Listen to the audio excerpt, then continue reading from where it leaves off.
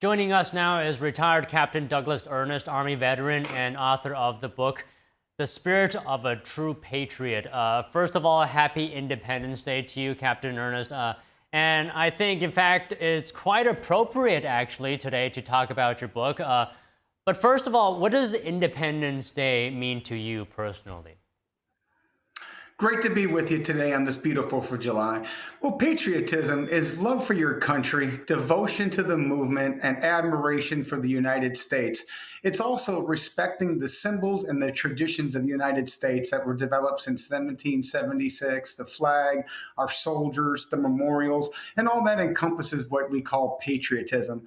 It's a constructive framework that was advanced by our forefathers that we would never imagine could have lasted 250 years, and hopefully will give us another 250 years. And it's the pride that we take in a superiority over other nations. And I don't mean that by superiority in power, but I mean in the advancement of our nation. We are the most detailed, advanced nation in the world. We are the most patriotic nation in the world, the highest rate of capitalism anywhere around the globe. It only takes a soldier or an individual traveling the globe and see how we are emulized around the globe and how everybody wants to come here and everybody wants to be like us because of these great values that we have for patriotism in the United States of America.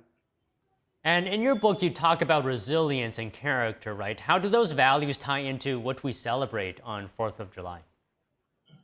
Great question. And the resilience part comes from going against the odds and being able to defy the odds because your chances of having success in life are slim. Most people don't achieve success. And most nations around the world, the Roman Empire, all these nations that have been developed over the thousands of years, they didn't make it. The chances of the United States making it back 250 years ago was slim to none when we came from Britain. So it's being able to defy the odds, being able to keep going, and being able to know when to do the right thing and when to do it. Right now, our country is in a great place. We've been unbridled.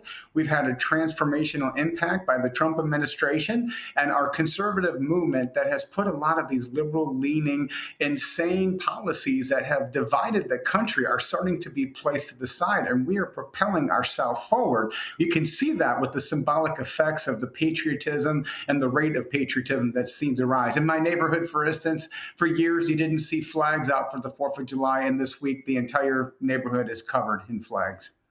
And speaking of flags, I think you might understand this more than a lot of Americans. What goes through a soldier's mind when honoring the flag or hearing the national anthem? I joined the military at the age of 17 years old, and I didn't really understand what it meant to be a patriot. But after fighting in the war and being able to be around soldiers that had fought in the war and been injured in the war, you understand what it is. It's the symbolic effect of having a total branding, a sisterhood, a brotherhood, being on the same team, having a communion, a communal experience of being together and honoring those that have fought and died and left their blood on the battlefield to keep that flag intact. It's this constructive framework that soldiers use, airmen, corpsmen use that advance the approach of honoring the American flag. And it's something that's close to every veteran's heart and every soldier serving around the nation. There's one thing I need to understand, and that was General Schwarzkopf. When I was in the military, when I was 17 years old, General Schwarzkopf was our general in charge. And I was honored to see him and be around him and hear him speak a couple of times. And there's one thing that always stood out. And he always said, we know what the right thing to do is, but sometimes it's hard to do the right thing.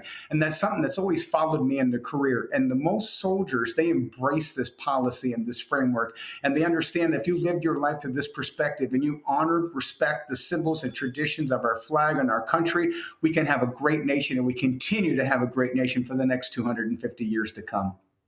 Captain, we're so glad to have you talk to us on this 4th of July. Your book highlights sacrifice, it highlights duty. So talk to us about the freedoms that we're able to celebrate today. Well, these freedoms are monumentous. We have a pragmatic approach to leadership in this country. It's called capitalism, freedom, the Constitution that gives us our rights. In most countries that I've traveled to around the globe, people are not afforded these same rights. We live in the top 1% of all nations, and we don't understand that because most Americans haven't gotten outside of this little bubble that we live in. As a kid, I didn't understand it either. I didn't understand what patriotism was. But once I was younger and I got a chance chance to travel, and I went to 4 countries, 16, 17 countries. It's hard to remember every place I put my feet on the ground, but you learn how people respect our nation because of the values that we have and the opportunities that arise from these great principles that we live our life from in our country. Now, when you look at the emulation around the world, it's a concrete indicator that people understand this is the best place on the planet to be. And we have to remember this. We have to understand it. We have to embrace it. And we have to emulate it, because if we don't, we have a chance of letting it go. For the last 4 years, we have not been respected around the globe. And I believe that respect is slowly starting to return to us. And this will make our nation stronger. It will make us tighter. It will bring us together. And we'll find somewhere in the middle where we land that everybody in this country can enjoy the prosperity and benefits that what it takes to be an American, but also enjoy the great life that we have and appreciate it, because most of us, in my opinion, don't do that. And Captain, I'll just end today's conversation with this. Your book has gotten a lot of praise for its vivid storytelling and practical lessons as well. Can you talk to us just finally, what are those lessons and what will readers take away after reading your book?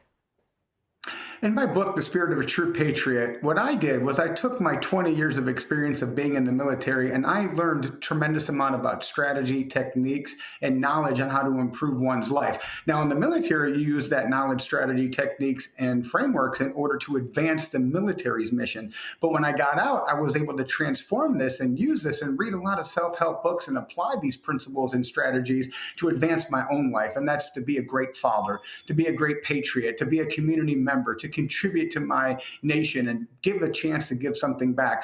And when you read this book, I hope that the reader can take away some techniques and some strategies, even if you haven't served. If you can use one thing and you learn one thing from the book that improves your life, it was worth the small investment, and the investment also goes to help veterans that are in need. So, in a nutshell, it just gives you a synopsis. It gives you a heuristic, and heuristic is a shortcut. You don't have to serve in the military for 3 years to get ahead. You can use one thing from military strategy, one thing from military techniques and frameworks, and advance your own life and have that shortcut, whether it's being a great father, great mother, taking care of your health, taking care of people in your community, starting a business, whatever it is that's important to you, you can use these techniques and advance your life quicker than without having these heuristics, these shortcuts.